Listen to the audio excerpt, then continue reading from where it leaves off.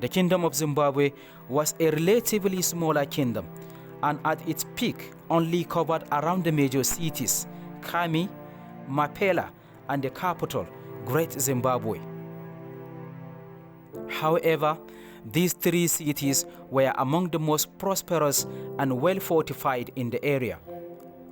The other territory consisted of around 150 small tributary settlements which paid taxes and tribute to the kingdom.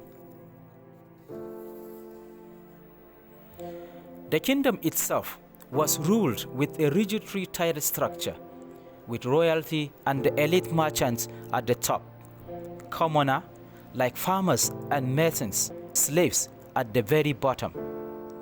However, within each strata, there was uncommon equality between men and women, with each being respected the same.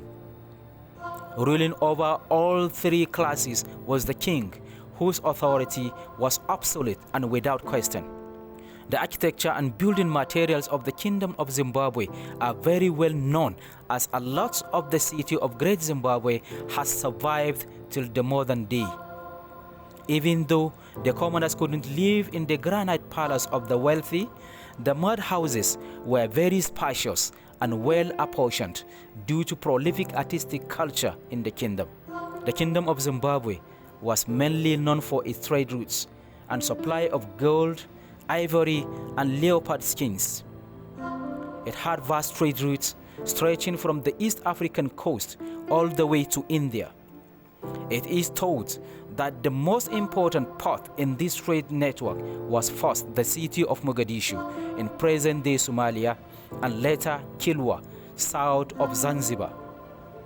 The major achievements of the Kingdom of Zimbabwe was its architecture and stone masonry.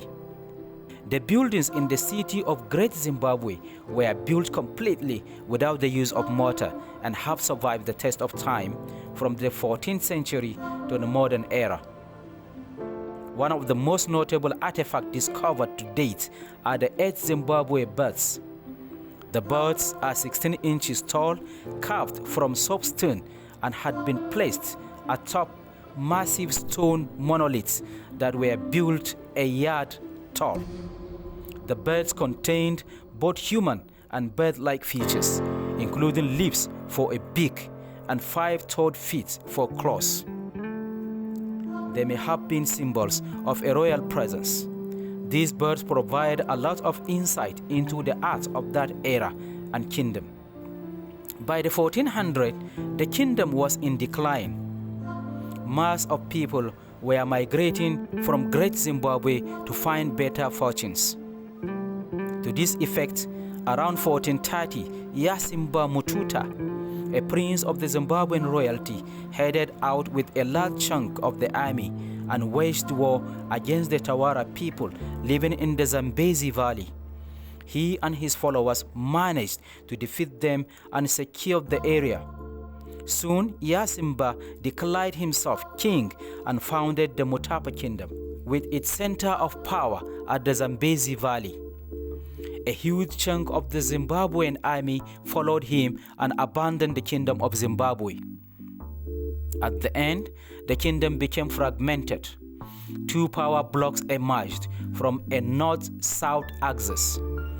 In the north, the Kingdom of Mutapa carried on and even improved upon Zimbabwe's administrative structure. It did not carry on the stone masonry tradition to the extent of its predecessor. In the south, the Kingdom of Butua was established as a smaller but nearly identical version of Zimbabwe. Both states were eventually absorbed into the largest and most powerful of the Shona states, the Roseway Empire.